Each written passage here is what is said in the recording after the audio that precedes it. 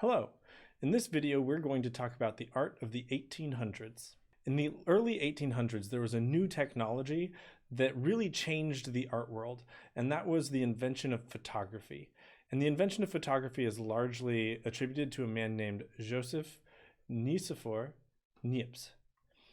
And he started out by realizing that there were certain chemicals that would respond to sunlight. What they would do is they would take a print, a drawing, and they would put it onto a translucent paper, a paper that the sunlight could pass through, and put something under it that was photoreactive. And that's what this is here. They took a drawing of a man pulling a horse on transparent paper, put it on top of a paper that's photoreactive, and put it out in the sun.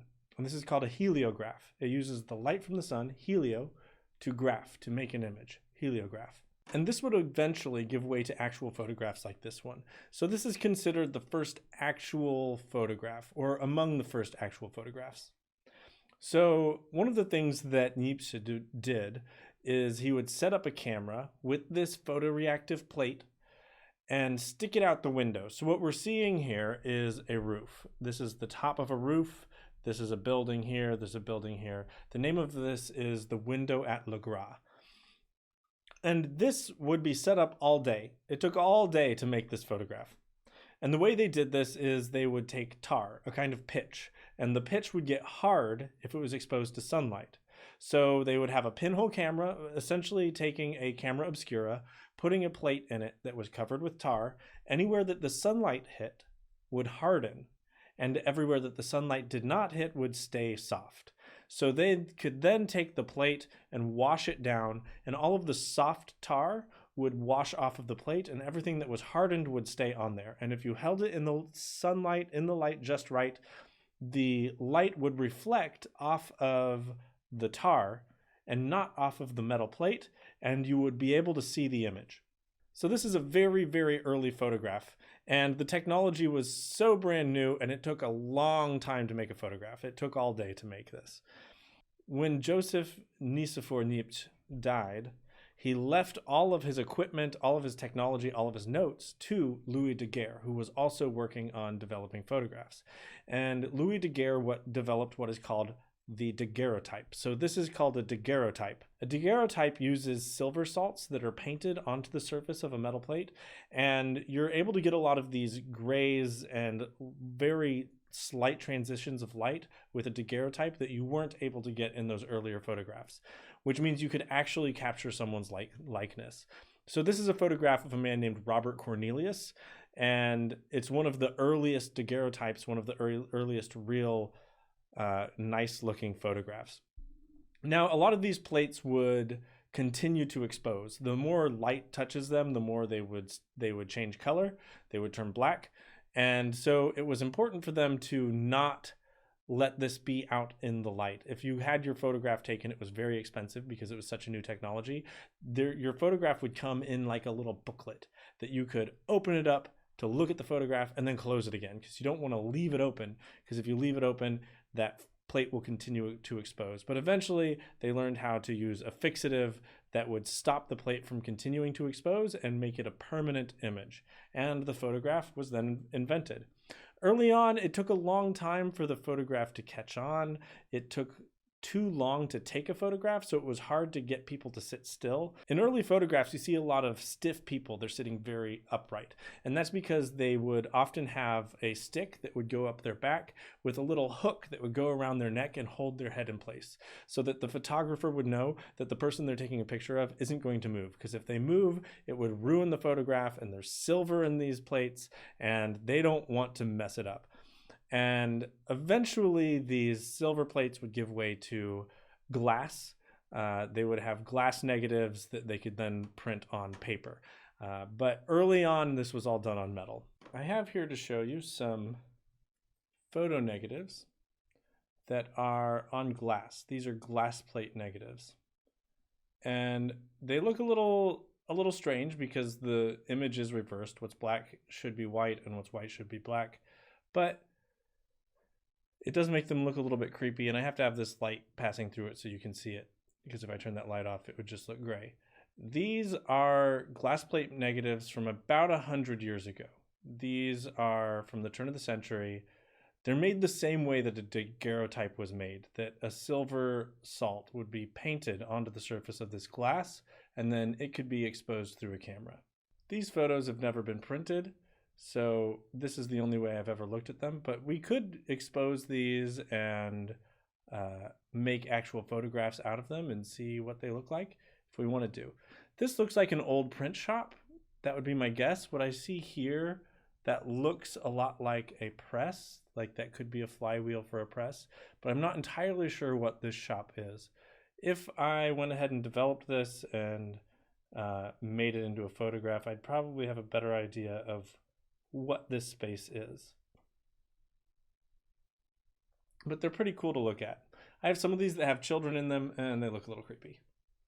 So let's talk about the way that the photograph changed painting throughout the world.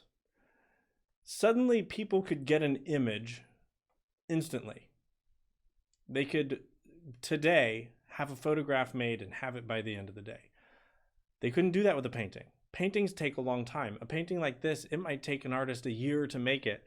And people got used to not waiting as long because a photographer could give you an image the same day. And sometimes once they started to make images that were on paper, they could put watercolors on the paper and color the photograph. And so people were moving towards these hand-painted photographs instead of spending all of this time for a painting. And that changed the way that painters had to work. So this is a painting by Joseph Mallord William Turner. He has a very long name. He's a British painter. And this is a landscape that he made before the invention of photography. And I want to compare this to a painting that he made after the invention of photography. This first image, it's nice and pristine. A lot of care went into this. There's a lot of tiny details in there. But this looks like a sloppy mess in comparison. Part of that reason is artists had to start making work faster. They had to produce more paintings per year because people weren't going to spend the amount of money that they used to spend on paintings when they could get a photograph. So this is a ship in a storm, and you can see here there is a ship mast there. There's some smoke coming up. This would have been a steam engine. And the way that Turner painted this is he had himself tied to the mast of a ship and then had them sail into a storm and experienced what being exposed to that storm was like, then went back to his studio and painted what it felt like. He has some design elements that make this work. He has this line brings you in, this line brings you in. There's a lot of texture here. In the 1800s, you start to see what's called impressionism, where you get the impression of the object, but not the clear object itself. It's moving away from realism and giving you just the impression of the object. But I do want to point out this texture here. These brushstrokes being left. That's something you don't see before the 1800s. And part of that has to do with working in a way that is faster. This is another painting by Turner. He painted a lot of these waterscapes, these harbor scenes. He lived near a harbor. He saw a lot of ships coming and going. This painting is in Washington, D.C. in the National Gallery, and it's called Slave Ship, Throwing Overboard the Dead and Dying, Typhoon Coming On. It's a very long title. He gave it a very long title on purpose. He wanted there to be no mistake about what we're seeing in this. And this is a very, very heavy image. This is not a pleasant image. So this is actually a painting that he made to represent the transatlantic slave trade. So this is the ship. It is sailing and a storm is coming. And what is happening here is they went through the ship, and anyone who is dead or anyone who was near dying or sick, they threw them overboard to make the ship lighter to be able to sail through the storm. So when we look at the details in here, we see some hands sticking up out of the water. We see chains sticking up out of the water. Over here we see this is a leg with a shackle attached to it. And there's fish here. It's hard to know what they are, but you get the idea that they are eating whatever has been thrown overboard. This is a very gruesome image, very difficult image to look at. He wanted it to be as gruesome as possible. He wanted to get this point across that what is happening is atrocious and it is a crime against humanity. So his paintings were often shown at the Salon in England, which was the Royal Academy. At the Royal Academy, they would have regular shows. Usually there would be one annual big show that would be the Salon show that would be just floor to ceiling paintings. And the people that went to those shows were important people. They were politicians. They were princes and kings. And so him putting this image there, he made this image to be seen by the people that were benefiting and making the most money from this slave trade. Moving out of England and into France, we're going to talk about an artist named Eugene Delacroix. And this is his painting, Liberty Leading the People. And this is a painting that he made prior to the invention of photography. Delacroix, he was a Spanish painter, but he was painting in France. And this is his painting of the French Revolution. We talked in the previous video about the French Revolution, how the people revolted, they overthrew the king and queen and cut off their heads. This is an image of that revolution. So this here is Liberty, Lady Liberty. You can see her pose is very similar to the Statue of Liberty. It's the same person. This weird hat that she's wearing, it's like a red hat that flops over. It's called a Liberty Cap. And the people who were participating in the revolution, it became kind of a political symbol, that hat, the Liberty Cap. And she has the French flag here. So you see this red, white, blue of the French flag here, and you see it again right here, red, white, and blue on this figure that's coming up out of the rubble. So this is also supposed to represent France. This is the nation of France in the flag there, and this is the people of France rising up out of this chaos. He also shows some of the people that were participating in this revolution. So this figure here represents the students that participated. So there were a lot of college students that they had the Students' Revolt who were higher class citizens. They were the sons of the elite, the sons of the rich politicians and aristocrats. And a lot of them were actually going to war against their own parents. A lot of their own parents were put to death by the guillotine during this revolution. There were also a lot of children that participated in the revolution. Kids as young as 8 to 10 years old would have weapons and would participate. And then we have some of the people down here who are no longer living. This person here has no pants. He has one sock, no shoes. That is kind of showing some of the aftermath of what these revolutions are like when you have people dying all over the place, when everyone is extremely poor and a lot of people are starving to death. When you come across a body and you're like, hey, that man had better pants than me, I'm going to take his pants. His shoes are nicer than mine. I'm going to take his shoes. So there's a lot of pillaging. You can see he doesn't have a shoe either. A lot of pillaging of the dead to get those resources back from them. Now, this is one of his paintings that he did before. And here we have one of his paintings after photography was invented. His brush strokes are totally different. He has very loose brush strokes. You can see them. The texture is different. This theme is very different. He has these Arabian horses. This is called The Lion Hunt. So this is a painting of men going to hunt lions, and it did not go very well for those men. It ended up being that the lions are hunting them. So the lion hunt is now the lions doing the hunting. You can see this man right here. He has a rifle. He did not use it when he was far enough away. So he's the one that really failed them. So why would he want to paint an image like this? Why would images like this become very popular with painters? Well, this is an image you could not get with a photograph. For one, you're not going to get a photograph of lions attacking people because you're going to either help or run away. And the other thing is you can't get lions to sit still. Lions aren't going to sit for a photograph. So images of animals became a lot more popular in the 1800s because zoos also became popular. Artists would go to zoological parks and look at the animals and study the animals and make paintings based off of them. And so this was something that you could only get from an artist. You could only get this from a painter. There's too much action, too much motion, and you cannot have any motion in a photograph. So suddenly realism isn't impressive anymore. And what is more impressive is texture, the texture of the paint, the weight of the paint, the color. You want these bright colors and that movement. The biggest movement to come out of the 1800s was the Impressionists.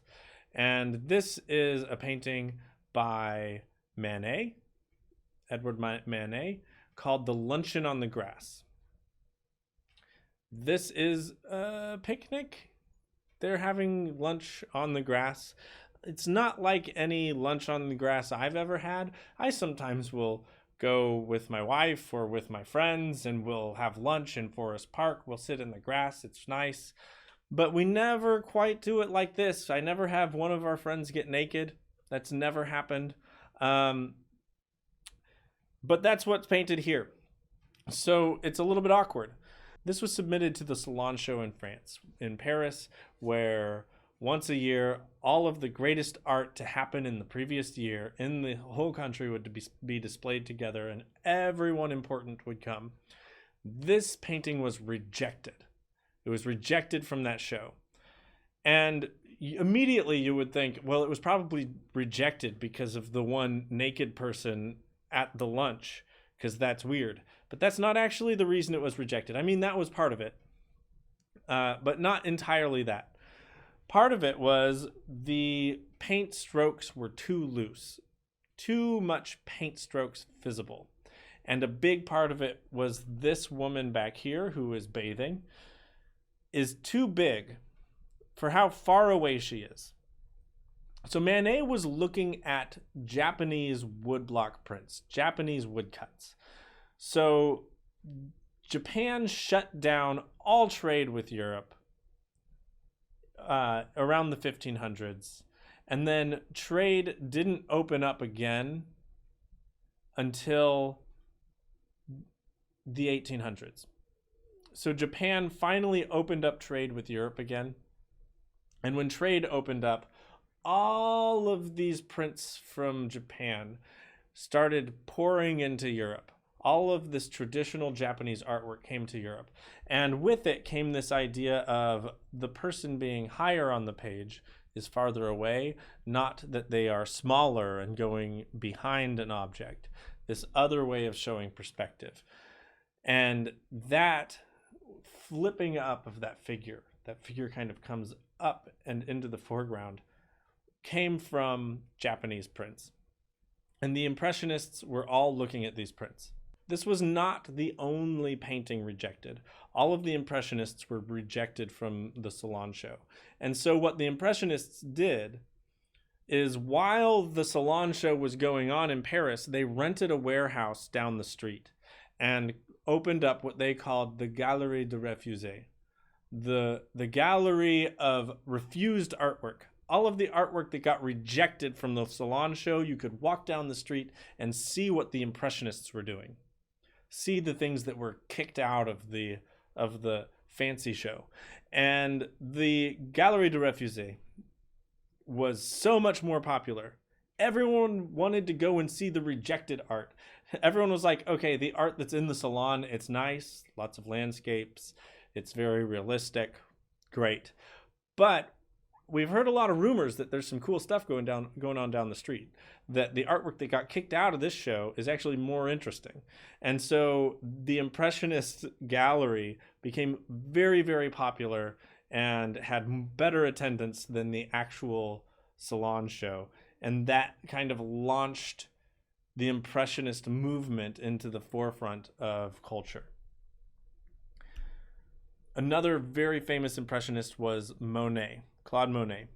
And he was a colorist. He really studied the way color and light moved. So he had these series of haystacks. This is a haystack, and you can see all of this color in here, all of this different combinations of color. And he would go out and paint the same haystack all the time. He'd paint it every day. They're titled like by the date and time that it was painted. So some of them in the morning, some of them in the afternoon, some in the evening, some at night. He painted this haystack in the summer, in the spring, in the winter, in the fall. It's the exact same subject, but the colors look totally different at different times of year, at different times of day. When it's humid, it looks different. When it's dry outside, it looks different. And so he was really studying that light and the way the light moved and how it was different at different times of day. But the texture on these paintings is incredible. You have all of these purples and blues and greens and yellow, but when you zoom out, this is green. This is kind of green, but this is just purple and blue. The sky there's barely any blue in the sky at all. He's really exploring color and color combinations and layering that color up. Whenever you get the chance to see a painting by Monet, you want to get close to it and look at that texture. The texture is so rich. He does something called scumbling. So scumbling is when you have thick paint on that surface, and then you take a thinner paint and you scrape it across the surface. And when you scrape it across that surface, that paint goes down into all of the grooves and creates this strange texture. And this is a really good example of how that texture comes through. A lot of us grow up learning a little bit about Van Gogh. We've at least seen this painting. You see it on advertisements and things around quite often. This is called Starry Night, but it says a lot about the artist. So he was often using paint just out of the tube, mixing it on the surface. A lot of his paints and his supplies came from his brother. He wrote a ton of letters to his brother, so you can find there is a book that is the letters of Vincent van Gogh that he wrote to his brother. His brother saved them all. So you actually have a lot of writing by Van Gogh about his paintings. So we know a lot more about his life than we do most artists because so much of his writing was saved. He was very smart. He knew Dutch, he knew French, he was fluent in English. He initially studied to be a preacher. His father was a pastor. He was also planning to become a pastor. But as his life went on, he lost his belief in the organized church. He was very offended by the church and rejected the church. So when we look at this painting and we try to think about what it's about, we need to look at what is in it. We have this tree here. This is a cypress tree. Cypress trees, these tall, long, skinny trees, are almost always associated with death or with the rejection of something coming to an end. Those are a dark, looming figure. And it's this big, dark, scary object in there. And it is looming over the town, and its reflection is this church right here. This steeple that just barely comes above the horizon matches this steeple that comes much higher. So this very much has this allusion to Van Gogh's rejection of the church and the death of his faith, his belief system. He has these two major lights here. This one is brighter, but this one is larger, so they kind of balance each other out. And then this huge textured swirl that is offset by this textured swirl. So he has a lot of things balancing each other out in this. The cypress tree with the steeple, the moon with this star, this swirl with that swirl, this and that, this and that, this push and pull in this painting that makes everything kind of cohesive and well balanced. Now, Van Gogh struggled. He struggled a lot. He did at one point cut off his ear. At that time, he was living with another artist. His roommate was Gauguin. And he actually stabbed Gauguin on the same day that he cut off his ear. And the rumor is that he gave his ear to a woman, but it's hard to know if that's a true story or not. But he had some mental health concerns. He ended up going to a mental health institution, several actually, and every once in a while he would start to do better. He would do better, he would do better, and then he would start painting, and when he would be painting, he would black out, eat all of his paints, and wake up somewhere else not knowing what was going on and had done something ridiculous or dangerous. And they would take his paints away. He'd go back to the institution. He would be under supervision. He would slowly get better. And he'd be like, can I paint again? I want to paint. I want to paint. They would give him his paints back and he would relapse. Once he started painting again, he would have another mental health breakdown. It's hard to know exactly what was going on. He could have had some kind of schizophrenia. He could have been bipolar. It could have been associated with fumes from the solvents that he was using or the lead in the paint. It's hard to know exactly what was going on, but we know something was going on. Something wasn't going quite right with Van Gogh. And we do now know there's a lot more studies now about the brain and when you are creative, and that people who do have a tendency for schizophrenia can have an art-induced episode. So the part of your brain that turns off when you hallucinate or when you have a mental health crisis, when you have schizophrenia, the part of your brain that shuts off is the part of your brain that is responsible for reason. It's also the part of your brain that shuts off when you're sleeping. So it's what stops you from dreaming. So the part of your brain that stops you from dreaming turns off and you start dreaming while you're awake. And that's when you have these auditory and visual hallucinations and you develop schizophrenia.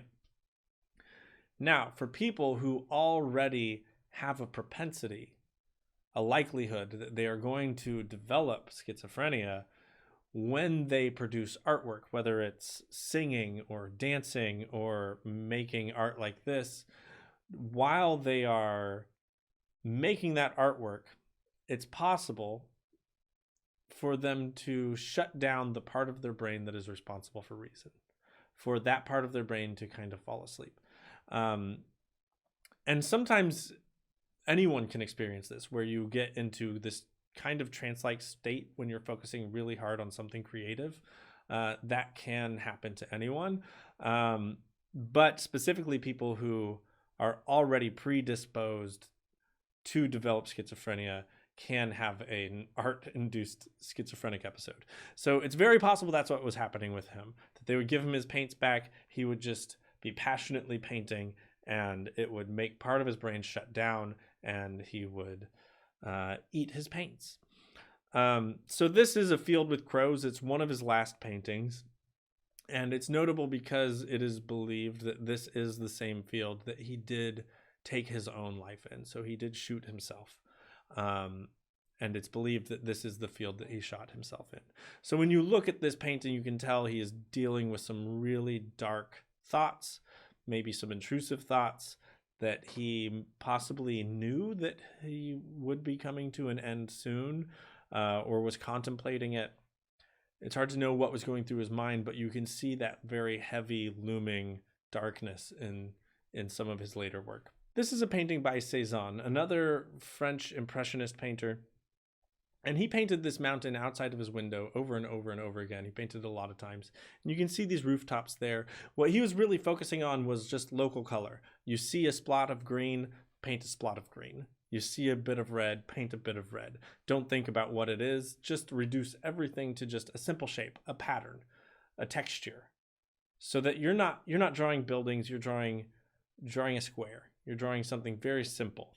And just leaving those brushstrokes. And he ended up with this, like, your brain fills in the information. Your brain tells you this is a rooftop, that's a mountain, these are trees, when all it is just simple brushstrokes. This is another painting by Cézanne, and this is a still life with apples.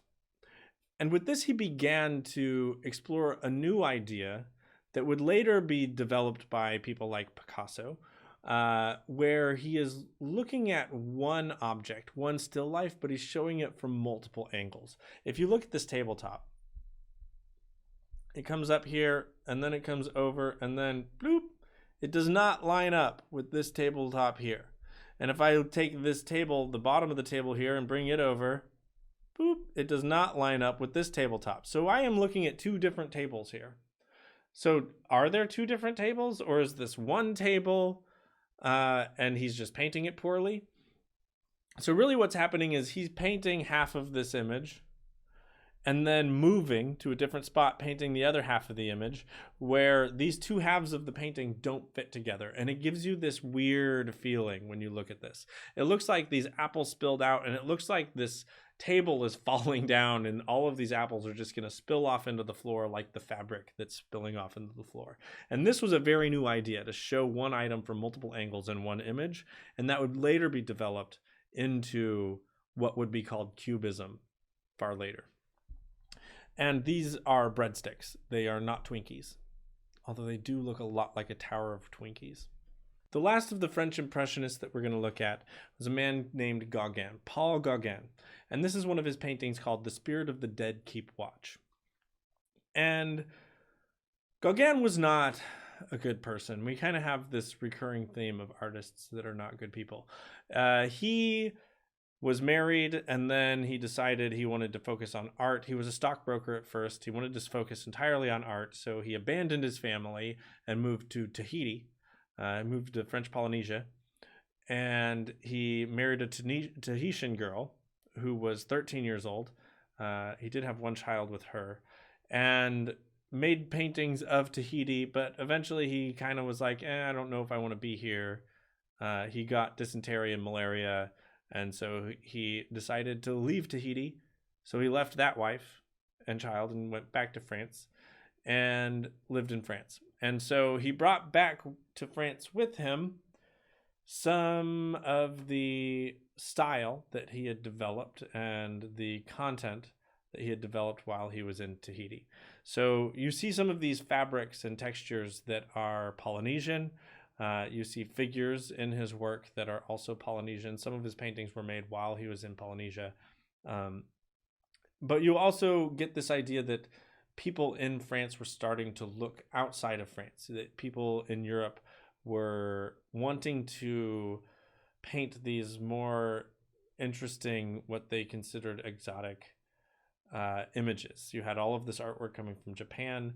The Polynesian islands were being explored by Europeans. This is also a time that you start to see Africa being colonized, and as Africa starts to be colonized, a lot of artifacts and masks and clothing items are being taken from Africa and coming up to Europe. So you have all of this stuff.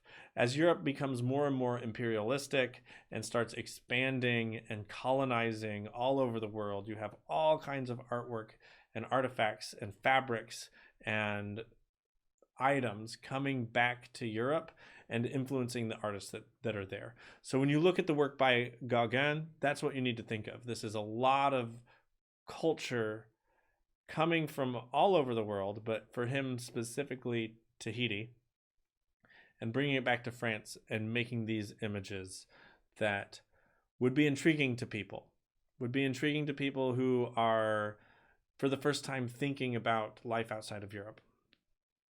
And the spiritualism of other places. So here we have this concept of the spirit of the dead keeping watch, that you have this creature back here, and maybe this kind of like a sprite, a light or a bird object there, that these animals are supposed to represent ancestors or the dead, keeping watch over the people that are here and still living.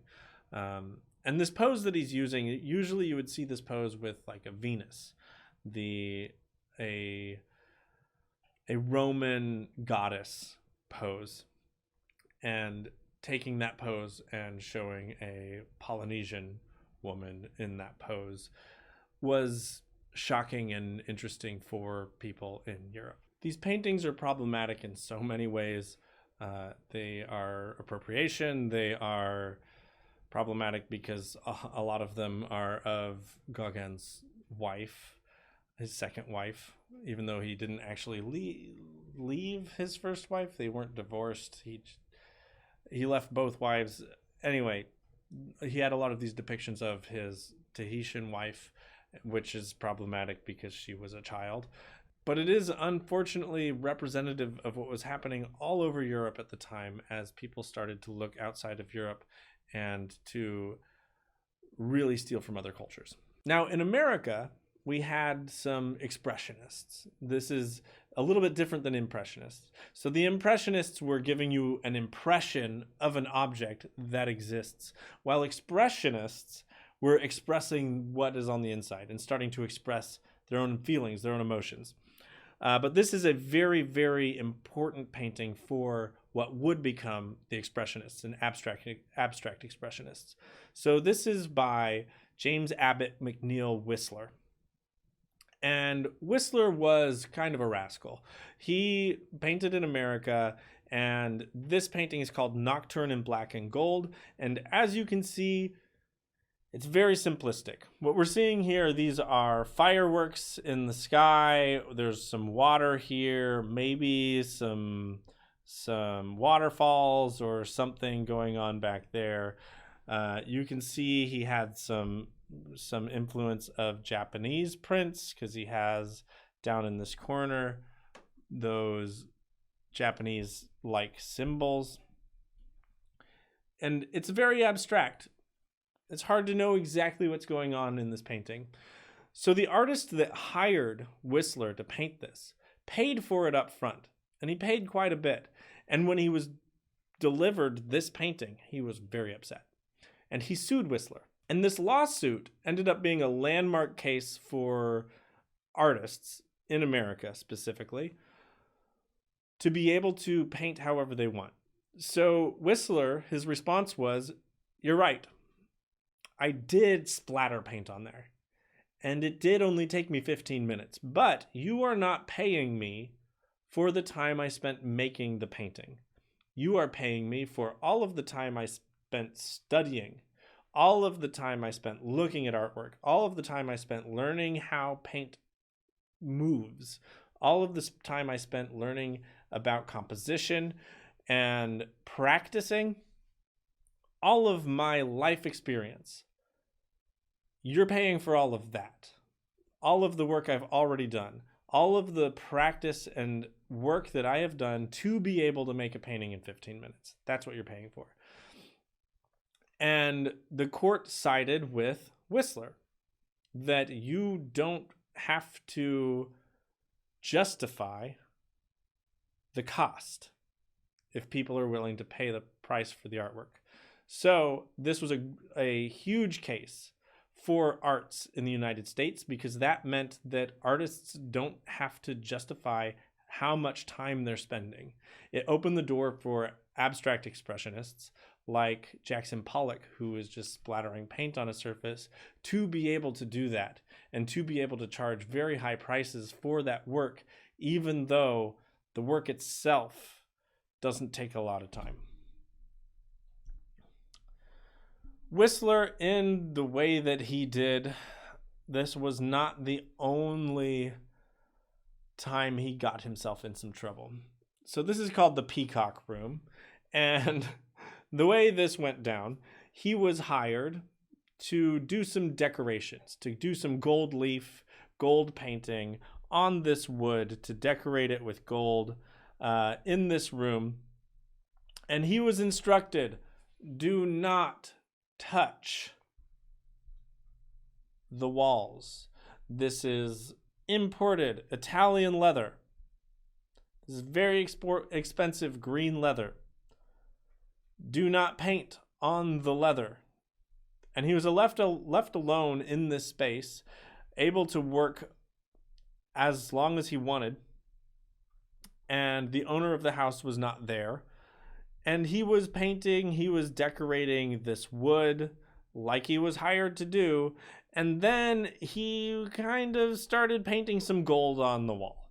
He painted all of this gold in here, started painting all of this gold decoration, even though he was told not to do that.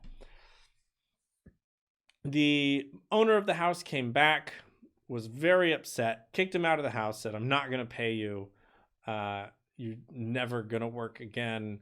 You're fired. I'm going to sue you for this," whatever. Whistler came back The story goes that he came back when the owner was away, sneaked back into the room, and painted these two fighting peacocks on the wall to represent that the owner of the house and how he was like an angry peacock. And he's quoted as saying that one day this room will be famous because of the peacocks. That's going to be what is remembered. So it doesn't matter. It doesn't matter that he's upset. This was the right choice. The room is better this way. So that's just kind of the way Whistler was, the kind of guy that he was, kind of a renegade artist. And he's right. This is now in a museum, and it is called the Peacock Room, not the Green Leather Room. Another American artist. This will be our first African-American artist. This is an artist named Henry Ossawa Tanner. And he worked a lot in Georgia. He worked in Cincinnati for a while because Cincinnati was a safe place for Black artists. Ultimately, he got out of America. But he painted this. This is called the Banjo Lesson. So he actually studied in France. He went to the American school. He was part of the American school at the Royal Academy in Paris. So he was among the greatest painters in the world in Paris studying, and there he was one of the American artists. In America, he was a Black artist, and he couldn't get work very well in America. He actually painted this when he was having some health issues. He came back to America for a while to get his health taken care of, and while he was here, he went home. And he painted some of these little studies of people he knew and family members, just kind of these intimate scenes. And they're really nice. They're really cozy and familial. And his use of light, you can see here with this fabric here, the way the light bounces off and it frames the figures here. They're just lovely paintings. This painting by Tanner is called The Annunciation. It's one of the paintings that he made while he was in France. And the way he paints light is so magnificent. His model here, her name was Jessie Olsen, and she ended up being his wife. She wasn't his wife yet when he painted this. And she was a Swedish-American opera singer. And he had a lot of pushback. They had a lot of pushback for their interracial marriage and lived out most of their lives in France. They very infrequently came back to the Americas. And so this is supposed to represent Mary and an angel coming to Mary to tell her that she is pregnant. And the way he represents the angel here is just a beam of light. And it's so bright. This is the only painting I ever squint at when I look at it, that I feel like I shouldn't look right at it because it's so bright. This light, in fact, washes out all of these colors, gives everything kind of a yellow glow. If you look behind her, there's this tapestry that is hanging up, and it is red, white, and blue. But if you actually look at this blue, it's pretty orange. But if you really think about it, you can see that as red, white, and blue. So this is the French flag behind her. Tanner is one of my favorite artists of all time, and it really just comes down to how great he was at painting light, better than any other artist. In the 1800s, you also started to see a lot of really nice landscapes of the United States, of the Americas. This is a landscape by Thomas Cole called the Oxbow. An oxbow is a river that has this weird big curve in it that doesn't make much sense. That's called an oxbow. And Thomas Cole was a part of what was called the Hudson River School. And it was this group of artists in New York that would go to the Hudson River Valley and paint these scenes. And one of the reasons they wanted to do this is that they understood that all of this nature was going to go away. So you can see in this image there is something going wrong. There are these trees that are destroyed. They've been snapped in half. It looks like a big storm came through. There is a big storm. It's hard to tell if that storm is coming or if that storm has already passed by. You can see this right here. There's a backpack and an umbrella. That is the artist's work. the artist's stuff that he has with him. And down here, if you look real closely, that is the artist with a canvas sitting here painting this landscape. And where he's sitting, it's hard to know, can he see the storm coming? Maybe not. But they had this idea that they knew that the colonies, that the people living on the East Coast were going to expand, that they were going to start moving west.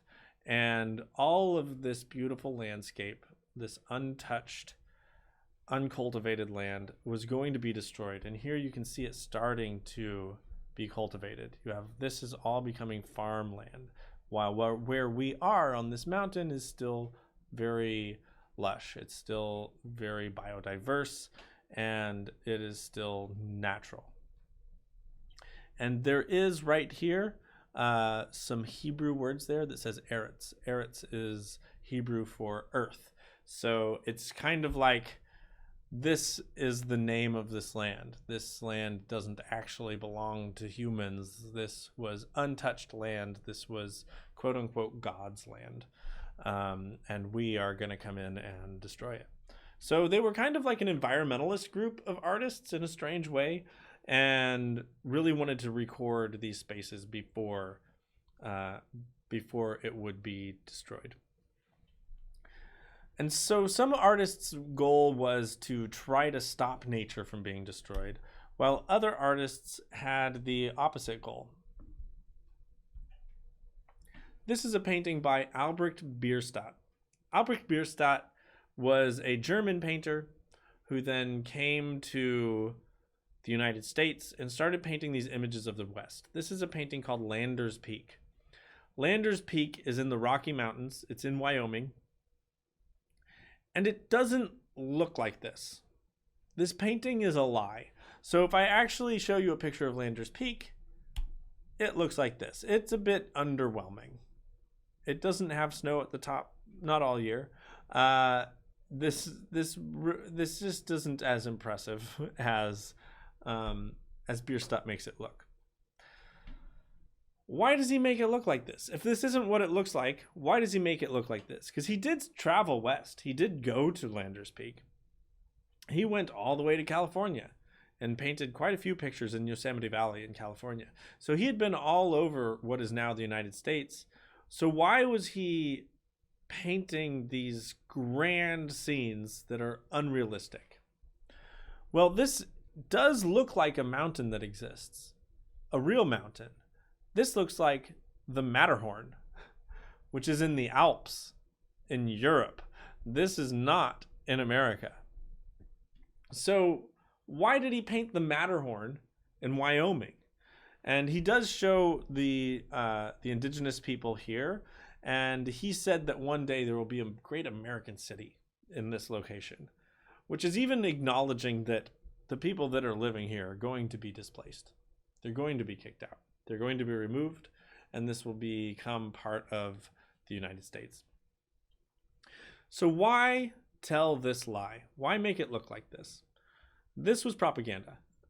This was the mystery of the West, the myth of the West. He was selling this idea that there's unlimited space if you go west. And it's beautiful, and it's fertile, and it looks more amazing than anything you've ever seen. And if you had a lot of immigrants that came to the United States, were from Germany or from Austria or from Poland, and they were familiar with the Alps. They grew up around the Alps. And when they see this, they think, this looks like the Alps. This looks like where I came from. This looks like home. New England doesn't look like this. So that would make people think, if I travel west and I go to Lander's Peak, am I going to feel at home there? Can it be like the new Germany or the new Austria? And created this myth of going west and finding places like this, when places like this aren't there. So here we have one of Bierstadt's paintings of the Oregon Trail. And his paintings and paintings like them played a big part in creating the Oregon Trail, giving people these images of a better West that was empty.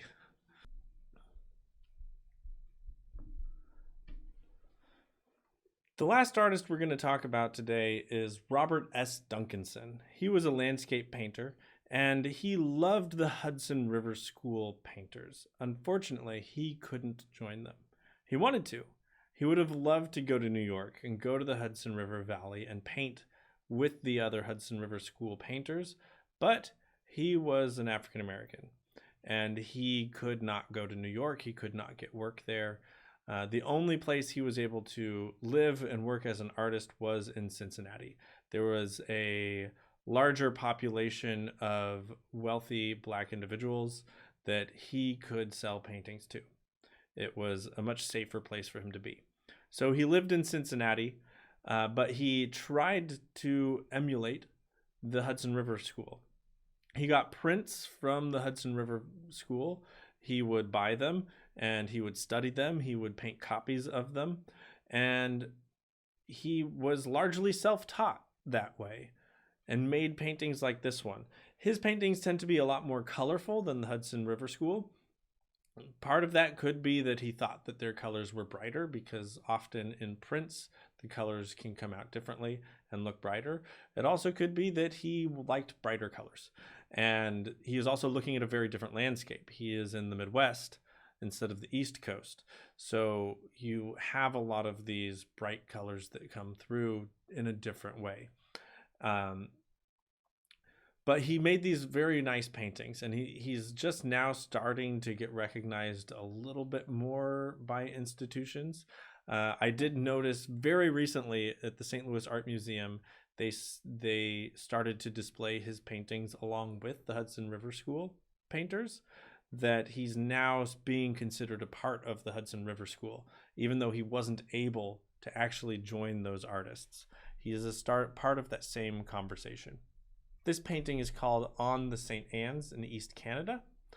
But his most famous painting is probably this one, The Blue Hole, Floodwaters, Little Miami River. So this is an actual place that he liked to visit. This was his favorite place to paint and place to go. And this was a little floodplain that the river would overflow into this area and people would fish and hang out there. It was one of his favorite places. And this is actually a little bit outside of Dayton, Ohio, and he lived in Cincinnati, so this is a place that he would travel to.